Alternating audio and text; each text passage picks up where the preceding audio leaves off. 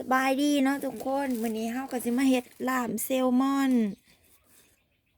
อันนี้แซลมอนที่เฮาลวกแล้วเนาะเฮาสิเฮ็ดให้ดูใส่กินจะใส่บักเผ็ดประมาณนี้เนาะเอาไปซอยสิเลยลาบแซลมอนสูตรบ้านหน้าเด้อบอนอื่นเพิ่นเห็นได้บ่ฮู้แต่ว่าบ้านข่อยบ่เป็นบ้านข่อยหรอกข่อยเฮ็ดแบบนี้เนาะให้ลูกชายข่อยกินเนาะ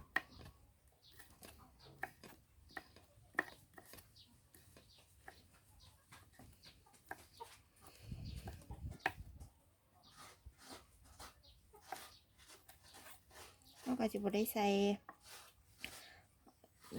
ร้ายอย่างเราเผ็ดเนาะ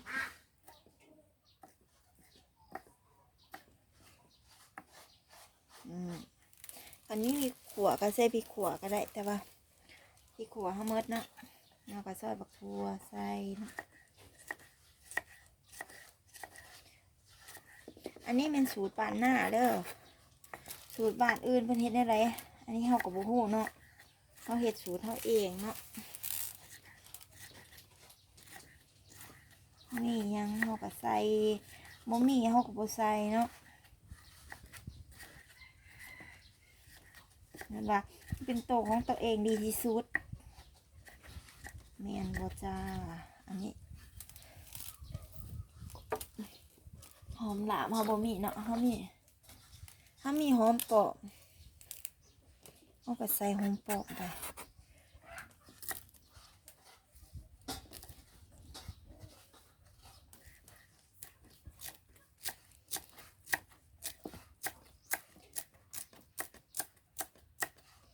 หอมบัวเฮาก็มีเนาะไปเอาหอมบัวก่อนดื้อ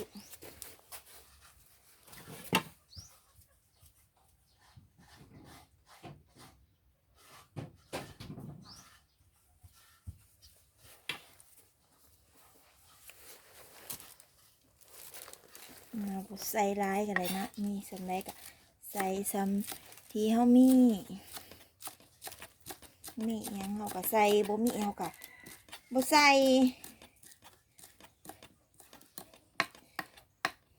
แค่กินได้คือกันเนาะผู้ใดเฮ็ดสูตรแบบข่อยก็เว้าสู่กันฟังในเด้อเพราะว่าเฮาเป็นคนบ่ค่อย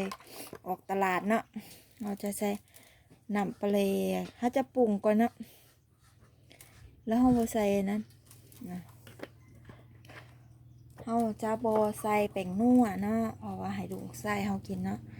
ก็บีบมะนาวใส่บีบมะนาวเสร็จเลยอย่างแล้วสวมได้เนาะก็ใส่นี่ลงไปเอาพริกลงไปเอาถั่วลง